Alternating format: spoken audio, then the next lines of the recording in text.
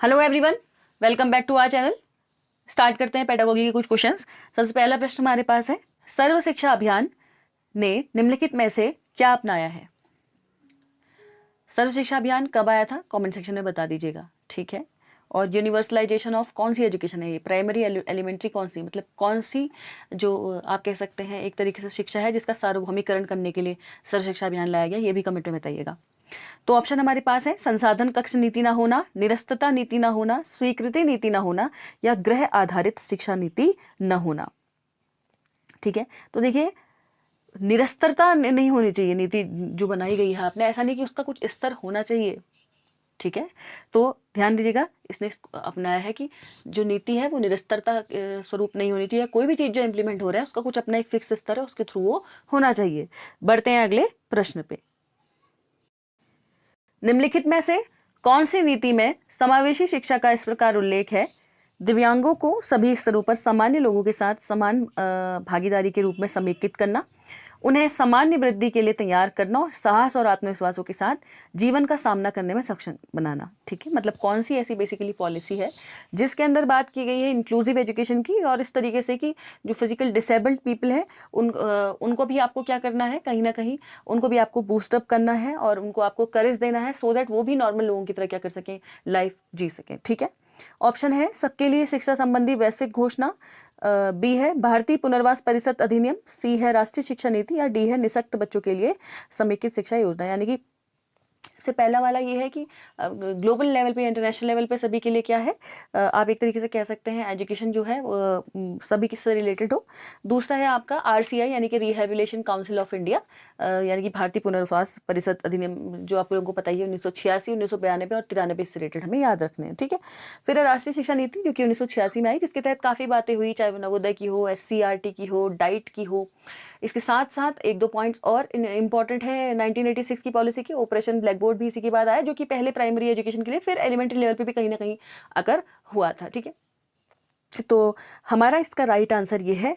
देखिए बात कर दी गई थी ना 1986 की नेशनल पॉलिसी के आसपास ही बात कर दी गई थी कि जो डिसेबल्ड बच्चे हैं उनके लिए कहीं ना कहीं क्या करा जाना चाहिए, सुधार किया जाना चाहिए, उनको भी सभी के एक समान स्तर पे क्या देनी चाहिए, एजुकेशन दी जानी चाहिए। ठीक है, अगला प्रश्न हमारे पास है, WBL का तात्पर्य है white based learning, web based learning, web biased learning, या फिर लास्ट वाला जो है वो है वेब बेस्ड लिसनिंग। तो ध्यान दीजिएगा, चूंकि वेबसाइट और इंटरनेट आपके सिलेबस में है तो वेब बेस्ड लर्निंग इसका राइट आंसर हो जाएगा। ठीक है, याद रखिएगा ऑप्शन नंबर बी हमारा क्या हो जाएगा, राइट आंसर हो जाएगा। ठीक है, बढ़ते हैं अगले प्रश्न पे। अगला प्रश्न हमारे पास है, दिव्यांगजनों के अधिकारों संबंधी संयुक्त राष्ट्र अभिसमय यानी कि यूएनसी आरपीडी रिपोर्ट में कौन से अनुच्छेद में शिक्षा के अधिकार पर चर्चा की गई है? यानी कि आप लोगों को पता है डिसेबल्ड लोगों के जो राइट्स होते हैं, राइट्स ऑफ डिसेबिलिटी के लिए यूएन सी आरपीडी रिपोर्ट में क्या ऐसा आर्टिकल है जिसके बारे में वहाँ पे क्या किया गया है, डिस्कशन किया गया है? आर्टिकल 40, आर्टिकल 42, आर्टिकल 20, या फिर आर्टिकल 24? तो इसका राइट आंसर हो जाएगा ऑप्शन नंबर डी, 24 है वो आर्टिकल। ठीक है, आर्टिकल 24 में की गई ये बात। बढ़ते हैं अगले प्रश्न पे। अगला प्रश्न हमारे पास है, CWSN यानी कि आप लोग समझते ही हैं child with special disability, child with special needs, sorry. ठीक है, तो विशेष आवश्यकता वाले जो बच्चे होते हैं उनकी शिक्षा के लिए SSA में यथा निर्धारित समावेशी शिक्षा की अवधारणा किस पर आधारित है? सर्व शिक्षा अभियान के तहत चाइल्ड विद स्पेशल नीड्स वाले जो बच्चे हैं उनके लिए भी बात की गई है। तो इनमें से जो आपको दिए गए हैं, जो आपको ऑप्शंस दिए गए हैं, किसके अंतर्गत उसमें बात हुई है? समेकित प्रतिमान, चिकित्सीय प्रतिमान, बहुविकल्पी प्रतिमान, या अंतर्राष्ट्रीय प्रतिमान? तो देखिए आप लोग समझ सकते हैं ऐसे बच्चे जो कि स्पेशल नीड्स वाले बच्चे होते हैं उनके लिए किस तरीके के मॉडल्स होने चाहिए, आपको क्या लगता है? देखिए ऐसा बच्चा तो किसी भी तरीके की परेशानी हो सकती है उस बच्चे को, तो बहुविकल्पी प्रतिमान यानी कि अगर आप कह सकते हैं मल्टीपल टाइप के जो मॉडल्स होंगे, अगर वो हमारे पास होंगे जिसमें मल्टी ऑप्शनल होंगे, जो खास तौर पे ऑडियो हो, चाहे भी विजुअल हो, ऑडियो विजुअल एड्स हो, हमारे बहुत सारे अलग अलग तरीके के एड्स जो हम उनके लिए यूज़ कर सकें। ठीक है, बढ़ते हैं अगले प्रश्न पे। अगला प्रश्न हमारे पास है, परिशोन्मुख क्रियाकलाप जिसमें सूचना इंटरनेट के संसाधनों से प्राप्त होती है और उसमें इष्टतम रूप से वीडियो कॉन्फ्रेंसिंग का समावेश किया जाता है को क्या कहा जाता है? डिजिटल तकनीकी, bring your on device, virtual learning या वेब क्वेस्ट। तो एक तरीके से आप कह सकते हैं यहाँ पे आपको क्वेश्चंस वगैरह भी मिल जाते हैं, ठीक है। और इस तरीके की इन्फॉर्मेशन अगर आपको इंटरनेट के अलग अलग तरीके से रिसोर्सेज से आपको मिलती है तो कुछ जगहें ऐसी भी होती हैं जहाँ पे इसे क्या किया जा सकता है, वीडियो कॉन्फ्रेंसिंग के थ्रू भी आप कह सकते हैं जोड़ा जा सकता है। तो इसे क्या कहा जाता है? देखिए इसे कहा जाता है वेब क्वेस्ट, ठीक है। तो ऑप्शन नंबर डी हमारा राइट आंसर हो जाएगा। बढ़ते हैं अगले प्रश्न पे। निम्नलिखित में से कौन सी संस्था भारत में विद्यालयी शिक्षकों की व्यावसायिक वृद्धि के लिए प्रत्यक्ष रूप से उत्तरदायी है? कौन सी ऐसी इनमें से आप कह सकते हैं ऑर्गेनाइजेशन है जो डायरेक्टली आप कह सकते हैं उत्तरदायी है, रिस्पॉन्सिबल है, आप कह सकते हैं किसके लिए? विद्यालयी शिक्षकों की व्यावसायिक वृद्धि के लिए, ठीक है। जो स्कूल में जो टीचर्स होते हैं उनकी आप कह सकते हैं वोकेशनल ग्रोथ के लिए। तो देखिए CSIR, NAAC, NCERT, EMMRC। तो देखिए आपको अच्छे से पता है NCERT ही क्या है, इसके लिए कहीं ना कहीं क्या है, जिम्मेदार है, ठीक है। Option number C will be the right answer. Full form बता दीजिएगा NCERT का, ठीक है, और कब बनी ये भी। इसी के साथ साथ एक एडिशनल बात और बता देती हूँ। देखिए स्कूल एजुकेशन से रिलेटेड जितनी भी नीतियाँ बनती हैं या इम्प्लीमेंट होती हैं, जो भी चीज़ें, ये सभी NCERT के अंतर्गत ही देखा जाता है। सेंट्रल लेवल पे NCERT काम कर रही होती है इसके लिए, ठीक है। अगला प्रश्न हमारे पास है, वह उक्ति कि पाठ्यक्रम जिसकी अवहेलना करता है वह उतना ही महत्वपूर्ण है जितना कि वह जिसका समर्थन करता है। निम्नलिखित पाठ्यक्रम में से किससे संबंधित है? करिकुलम से क्वेश्चन है। प्रत्यक्ष का पाठ्यक्रम, अप्रत्यक्ष पाठ्यक्रम, मूल पाठ्यक्रम या शून्य पाठ्यक्रम, मतलब आप कह सकते हैं जो जिसमें कि करिकुलम के अंतर्गत जिसकी इतनी ज़्यादा इंपॉर्टेंस नहीं बताई गई है, लेकिन वो एक्चुअल में उतना ही इंपॉर्टेंट होता है जितना कि आपका करिकुलम आपसे रिलेटेड होता है। वो कौन सा ऐसा करिकुलम है? वो डायरेक्ट करिकुलम है, बेसिक करिकुलम है, इनडायरेक्ट है, या फिर जीरो करिकुलम भी आप इसे कह सकते हैं, ठीक है। तो ये हमसे इस प्रश्न में पूछा है। देखिए इसका आंसर है जीरो करिकुलम। देखिए आई होप आप लोगों ने अलग अलग तरीके के कोर करिकुलम और भी बहुत सारे तरीके के करिकुलम्स के बारे में पढ़ा है। कई बार ऐसा होता है कि कुछ चीज़ें सिखाई नहीं जाती हैं, लेकिन कक्षा के दौरान बच्चा क्या होता है, या स्कूल में कुछ ऐसे वातावरण के दौरान बच्चा सीख जाता है खुद ही, ठीक है। तो वो कौन सा करिकुलम होता है? वो कहीं ना कहीं इसी के अंतर्गत आता है, जब आपको कुछ चीज़ सिखाई ना जाए, ठीक है, आप लोग पकड़ लें उसे फिर भी, ठीक है। एक तो होता है कि अप्रत्यक्ष रूप से क्लास में कुछ चल रहा था, समझते हुए उतना वो डायरेक्टली पढ़ाई नहीं गया, लेकिन अप्रत्यक्ष रूप से बच्चे ने सीखा। एक होता है जीरो करिकुलम, ठीक है। तो वो होता है जो कि इंपॉर्टेंट है लेकिन कहीं ना कहीं से संबंधित नहीं है। बढ़ते हैं अगले प्रश्न पे। और एक और चीज देखिए, ऐसा नहीं होता है कि यहाँ पे जो ये आपका जीरो करिकुलम है, ये कहीं पे ऐसा होता है कि पर्टिकुलरली ऐसी चीज़ों को संदर्भित कर रहा है कि जो पढ़ाई नहीं गई है। लेकिन ऐसा भी होता है कि कई बार क्या होता है, जब शिक्षक जो होता है वो क्या करता है, संदेश लेकर कहीं कोई विशेष सामग्री को नहीं पढ़ाता है, ऐसे ही अपने अनुभव के आधार पर पढ़ा देता है। जैसे कि अपने अनुभव के आधार पर बहुत सारे एग्जाम्पल्स पुट करते हैं टीचर्स, तो ये कहीं ना कहीं इसके अंतर्गत इंक्लूड होता है, ठीक है। बढ़ते हैं अगले प्रश्न पे। अगला प्रश्न हमारे पास है, प्राथमिक शिक्षा के स्तर पर निशुल्क और अनिवार्य शिक्षा का अधिकार भारतीय संविधान द्वारा निम्नलिखित में से किसके अंतर्गत सुनिश्चित किया गया है? ऑप्शन ए नीति निर्देशक सिद्धांतों का अनुच्छेद 45, बी अनुच्छेद 21B 2002, सी अनुच्छेद 21A 2009 और डी है अनुच्छेद 21A 2002। तो ये आई होप आप लोगों को अच्छे से पता होगा। आर्टिकल 21A और 2002 में संविधान का 86वां संविधान संशोधन जो हुआ था उसके अंतर्गत है। तो ये कहीं ना कहीं ऑप्शन नंबर डी आपका क्या हो जाएगा, राइट आंसर हो जाएगा। और ये इससे पहले क्या था, DPSP, directive principle of state policy, ठीक है, नीति निर्देशक सिद्धांतों के अनुच्छेद 45 के अंतर्गत ये चीज़ें थी पहले। बढ़ते हैं अगले प्रश्न पे। अगले प्रश्न हमारे पास है, निम्नलिखित में से किसकी सिफारिश के परिणाम स्वरूप डाइट की स्थापना की गई? शिक्षा आयोग 1966, विश्वविद्यालय शिक्षा आयोग 1948 टू 49, माध्यमिक शिक्षा आयोग 1952 से 53 या राष्ट्रीय शिक्षा नीति 1986। मतलब कौन सा ऐसा पॉलिसी आई थी जिसके बाद फिर क्या की गई, डाइट एस्टैब्लिश किए जाने चाहिए, इसके बारे में बात की गई थी। देखिए शिक्षा आयोग 1966 का मतलब है कोठारी आयोग। कोठारी आयोग में ऐसी कोई बात नहीं हुई थी। विश्वविद्यालय शिक्षा आयोग मतलब राधाकृष्णन आयोग, यूनिवर्सिटी एजुकेशन कमीशन, इसके अंदर भी कोई बात नहीं हुई थी। माध्यमिक शिक्षा आयोग मतलब मुदालियर आयोग, इसमें भी कोई बात नहीं की थी। बात की गई थी, मैंने आपको पहले भी बताया था, राष्ट्रीय शिक्षा नीति के अंतर्गत ये बात की गई थी। डाइट हो चाहे SCRT हो, नवोदय वगैरह हो, ये सारी चीज़ों की बात हमारी नई पॉलिसी जो एजुकेशन थी 1986 वाली, उसके अंतर्गत आई थी, ठीक है। बढ़ते हैं अगले प्रश्न पे। स्कूल के बस्ते के बोझ को कम करने की सिफारिश किसने की थी? यशपाल समिति, राष्ट्रीय महिला आयोग, राममूर्ति समिति या फिर राष्ट्रीय शिक्षा नीति 1986। तो आप लोगों को पता ही है, लर्निंग विदाउट बर्डन के बारे में बात ही करती है हमारी यशपाल कमेटी की रिपोर्ट, जिसके द्वारा आप लोग ने देखा था एनसीएफ 2005 का सारा निर्माण कार्य हुआ है। तो ये क्या है? ऑप्शन नंबर ए, यशपाल समिति ने ये बात की थी। ठीक है, बढ़ते हैं अगले प्रश्न पे। अगला प्रश्न हमारे पास है, निम्नलिखित में से कौन सावित्री अ लीजेंड एंड सिंबल पुस्तक के लेखक हैं? महात्मा गांधी, सावित्रीबाई फूले, श्री अरविंद या फिर स्वामी विवेकानंद। तो आई होप ये सभी को पता होगा। ये अरविंद, जो जिनको आप महर्षि अरविंद कह लीजिए या श्री अरविंद है कह लीजिए, इनके नाम से जाने जाते हैं, इनके द्वारा लिखी गई थी।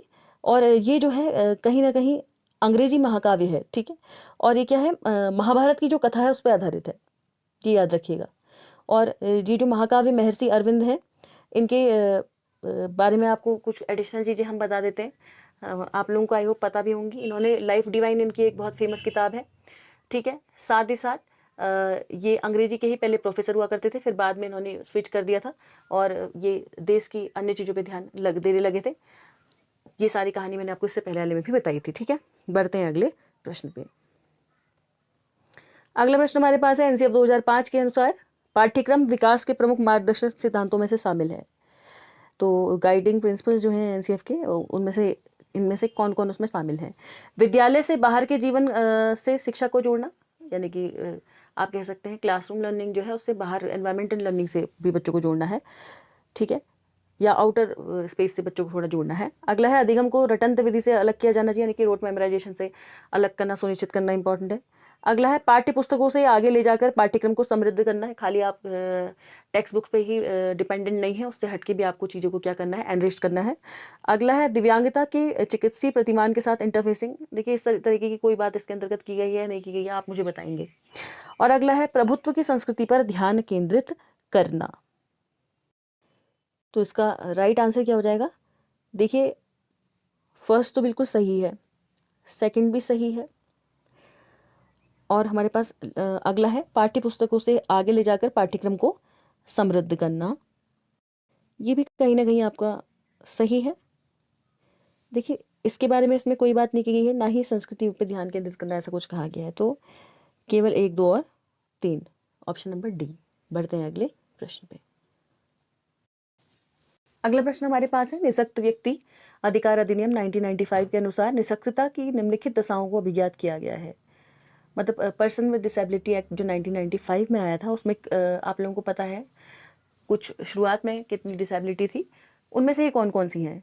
दृष्टिहीनता और अल्पदृष्टि, श्रवण दोषग्रस्तता, मानसिक मंदता और मानसिक व्याधि, स्वालीनता स्पेक्ट्रम विकार या विशिष्ट अधिगम निःशक्तता। कहने का मतलब ये है कि विजुअली इम्पेयर्ड, या फिर आप कह सकते हैं विजुअली भी इम्पेयर्ड हो और या हेयरिंग इम्पेयरमेंट हो जिनको। अगला, थर्ड है आपका मेंटल रिटार्डेशन, फोर्थ है आपका ऑटिज्म जो होता है, ठीक है, ऑटिज्म स्पेक्ट्रम डिसऑर्डर जो होता है, और फिफ्थ है आपका स्पेशल लर्निंग डिसेबिलिटी। तो इनमें से कौन कौन सी उसके अंतर्गत थी, ये आपको बताना है।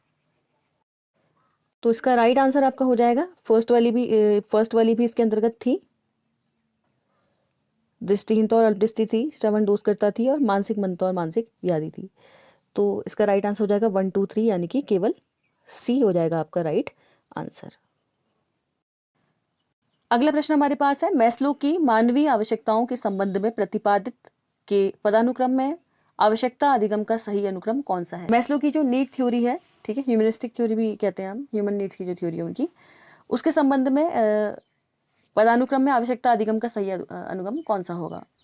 मतलब आपको देखना है कि कौन सा जो, अगर सीक्वेंस वाइज देखें तो क्या सही है इसमें से। ठीक है, ए है, फर्स्ट है आपका सुरक्षा की आवश्यकताएं, सेकंड है आपका प्रेम व तदीयत्व की आवश्यकताएं, थर्ड है शरीर क्रियात्मक आवश्यकताएं, चौथा है आत्मसिद्धि की आवश्यकताएं, और पांचवा है सम्मान की आवश्यकताएं। तो एक बार देख लेते हैं, ध्यान से देखिएगा। सबसे पहले आपकी आती थी शरीर क्रियात्मक आवश्यकताएं, यानी कि फिजियोलॉजिकल नीड्स।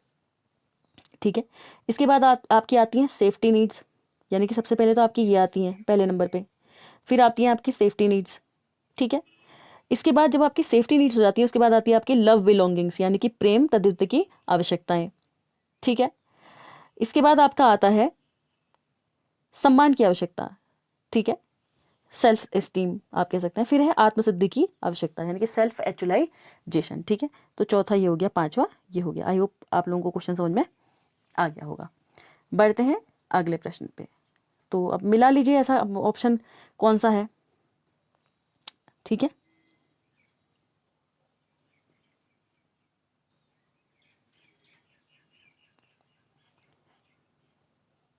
तो सबसे पहले नंबर पे आपका था थर्ड, फिर था फर्स्ट, फिर सेकंड, फिर फिफ्थ, फिर फोर्थ। तो ऑप्शन नंबर ए हमारा राइट आंसर हो जाएगा। ठीक है, एक बार इस क्वेश्चन को ऐसे करके भी आप लोग देख लीजिए।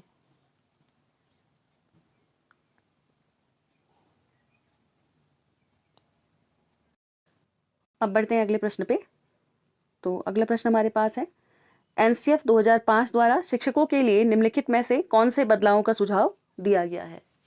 ऑप्शन नंबर ए, ज्ञान संवितरण से ज्ञान स्वामित्व। सेकंड है विषयगत से बहुविषयगत ध्यान केंद्रण। थर्ड है अधिगमकर्ता की स्वायत्तता से शिक्षक के निर्देश। फोर्थ है शिक्षक केंद्रित से अधिगमकर्ता केंद्रित अभिकल्प। और फिफ्थ है कक्षा की चार दीवारी से आसपास और कक्षा से बाहर का क्षेत्र। ठीक है, तो बताना है हमें कि इनमें से कौन कौन सी चीज़ों के साथ क्या किया गया है, जोड़ा गया है। तो देखिए, ज्ञान संवितरण से ज्ञान स्वामित्व ऐसा तो कुछ नहीं कहा गया है। हाँ, सब्जेक्टिव से अगर आप क्या कर सकते हैं, मल्टीपल सब्जेक्ट्स की तरफ जा रहे हैं तो ये सही है। इसके साथ साथ अधिगमकर्ता की स्वायत्तता से शिक्षक के निर्देश, ऐसा भी कुछ नहीं कहा गया है। शिक्षक केंद्रित से अधिगमकर्ता केंद्रित अभिकल्प, बिल्कुल सही। टीचर सेंटर्ड से लर्नर सेंटर्ड की तरफ जाने की अप्रोच के बारे में बात की है। कक्षा की चार दीवारी से आसपास कक्षा से आप कह सकते हैं बाहर का क्षेत्र, ये बिल्कुल सही बात है। ठीक है, तो हमारा आंसर क्या हो जाएगा, जिसमें क्या हो, सेकंड, फोर्थ और फिफ्थ ऑप्शन हो। तो ऐसा है ऑप्शन नंबर बी में। ऑप्शन नंबर बी हमारा राइट आंसर हो जाएगा। बढ़ते हैं अगले प्रश्न पे। ठीक है, option number B right answer है। अगला प्रश्न है, सावित्रीबाई फूले को नीचे की सूची के अंतर्गत कौन से क्षेत्रों में उनके योगदान के लिए जाना जाता है। शांति शिक्षा, कला शिक्षा, अनुसूचित जातियों की शिक्षा, महिलाओं की शिक्षा, बाल देखभाल की शिक्षा।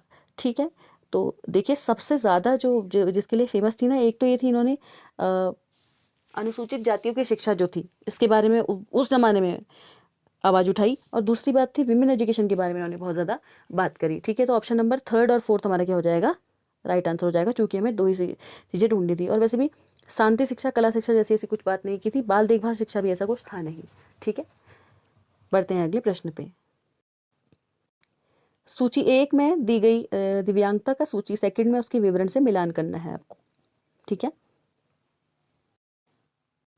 पहला है डिस्प्रेक्सिया, दूसरा है डिसलेक्सिया, तीसरा है एडीएचडी और चौथा है डिस्ग्राफिया। बात कर लेते हैं डिस्प्रेक्सिया के बारे में। मोटर संबंधी या गतिक संबंधी विकार ये होता है। दूसरा है डिसलेक्सिया। डिसलेक्सिया का मतलब ये होता है कि लर्निंग डिसऑर्डर, ये एक तरीके से है। ठीक है, कोई बच्चा जनरली क्या करता है, इसमें बी को डी बोलता है या एम को डब्ल्यू देखता है, इस तरीके का इसमें प्रॉब्लम होती है। तीसरा है एडीएचडी, यानी कि अटेंशन डेफिसिट हाइपर एक्टिव बच्चा। ठीक है, इसका ध्यान बहुत कम केंद्रित होता है क्लास में, वो इधर उधर ज़्यादा उछलता कूदता रहता है। और चौथा है डिस्ग्राफिया। डिस्ग्राफिया का मतलब होता है लिखने से, ठीक है, जो जैसे राइटिंग डिसऑर्डर हो। तो अब आपको ये मिलान करना है। तो डिस्प्रेक्सिया किसका हो जाएगा, देखिए डिस्प्रेक्सिया आप लोगों को पता ही है किसका होता है, गतिक समन्वय में कठिनाई, यानी कि पहले का क्या हो गया आपका, चौथा। ठीक है, इसके बाद है डिसलेक्सिया। तो डिसलेक्सिया किस में होता है, देखिए ध्यान देने में कठिनाई और परिणाम जाने किए बिना, ये तो किस में हो सकता है भाई, एडीएचडी में हो सकता है, अगर आप लोग समझ पा रहे हैं तो। ठीक है, तो सी का क्या हो जाएगा आपका, फर्स्ट हो जाएगा। अब साथ ही साथ हम बात करते हैं इसमें, अगर बात करें हम डिसलेक्सिया की, तो डिसलेक्सिया का क्या हो जाएगा, साक्षरता और भाषा संबंधी कौशल के विकास में कठिनाई। तो सेकंड का हो जाएगा आपका सेकंड। और उसके बाद आपके पास है डिस्ग्राफिया। डिस्ग्राफिया का आई होप आप समझ ही पा रहे हैं कि संप्रेषण में गलत शब्द के प्रयोग के साथ जुड़ी लेखन में भी कठिनाई। तो लेखन में भी कठिनाई तो किस में होती है, डिस्ग्राफिया में। ठीक है, तो डी का हो गया थर्ड। तो आई होप आप लोगों को समझ में आया हो। अब देख लेते हैं हमारा ऐसे ऑप्शन कहाँ है। तो 4 2 1 3, तो ऐसा बन रहा है हमारा ऑप्शन नंबर डी में। ठीक है, बढ़ते हैं अगले प्रश्न पे।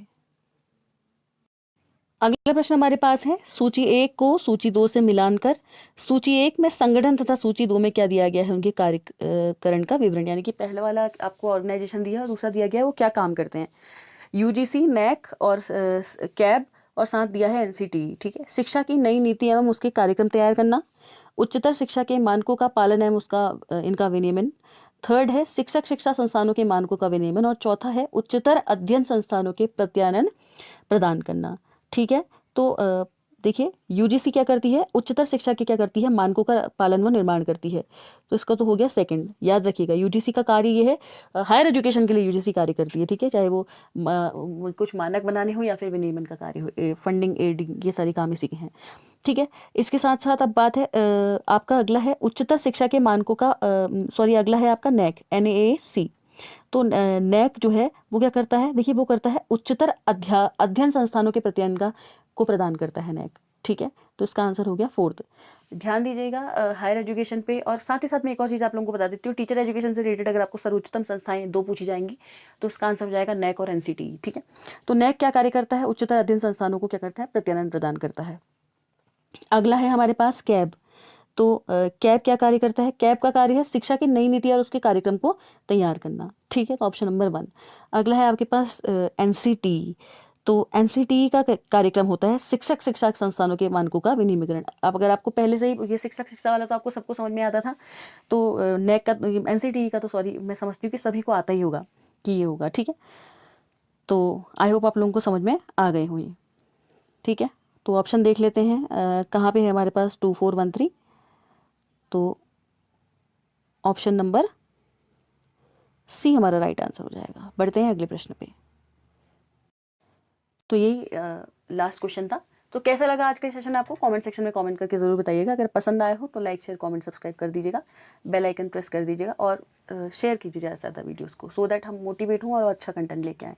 ठीक है, धन्यवाद।